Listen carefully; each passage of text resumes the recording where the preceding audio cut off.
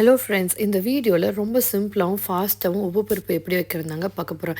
இது குழந்தைங்களுக்குமே ரொம்ப நல்லதுங்க. நம்மளுமே அடிக்கடி சாப்பிடலாம். சின்ன குழந்தைங்களா இருக்கும் போது 1 வயசு அந்த மாதிரி இருக்கும்போது மிளகா மட்டும் கம்மியாக போட்டுக்கணும். இதில் 1/2 டம்ளர் நான் வந்து துவரம் பருப்பை கழுவி வச்சுருக்கேன்.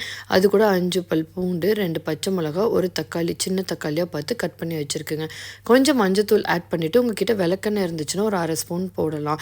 ஊற்றிட்டு நீங்கள் வேக வச்சிங்கன்னா நல்லா இதாகவும் இருக்கட்டும். இந்த கேஸ் ட்ரபிள்லாம் எதுவும் இல்லாமல் உடம்புக்கு ரொம்ப நல்லது. விளக்கெண்ணெய் சேர்த்துறதுல பச்சையாக குடிக்கக்கூடாது. இந்த மாதிரி வேக வைக்கும் போது சேர்த்திக்கலாம். இதில் முக்கியமாக பார்த்தீங்கன்னா குக்கர் விசில் ரொம்ப விட வேண்டாங்க. ஒரு 3 விசில் விட்டால் போதும்.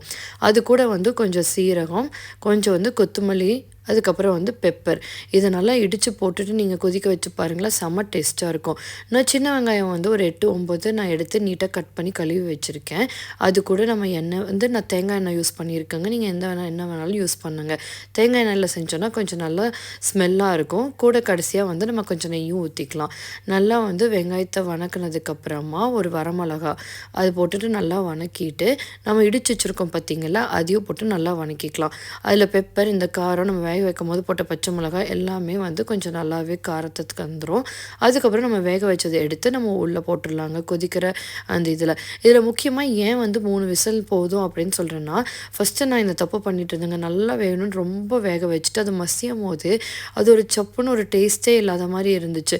நீங்கள் ஒரு 3 விசில் விட்டுட்டு இதை தாளித்து இதெல்லாம் பண்ணி பாருங்களேன், கொஞ்சம் வந்து ஒரு ஹாஃப் பாயிலுக்கு மேலேயே குக்கரில் வெந்திருக்கும். அப்புறம் இதெல்லாம் கொதிக்கும் போது கொஞ்சம் நல்லா கெட்டியாகவும் நல்லா வந்து டேஸ்ட் இறங்கியிருக்கும். ரொம்ப வெந்துருச்சுன்னா டேஸ்ட்டே சரியாகவே நம்மளுக்கு தெரியாதுங்க. நம்ம எவ்வளோ தான் தாளித்து கொட்டினாலும் இதை கண்டிப்பாக ட்ரை பண்ணி பாருங்கள்.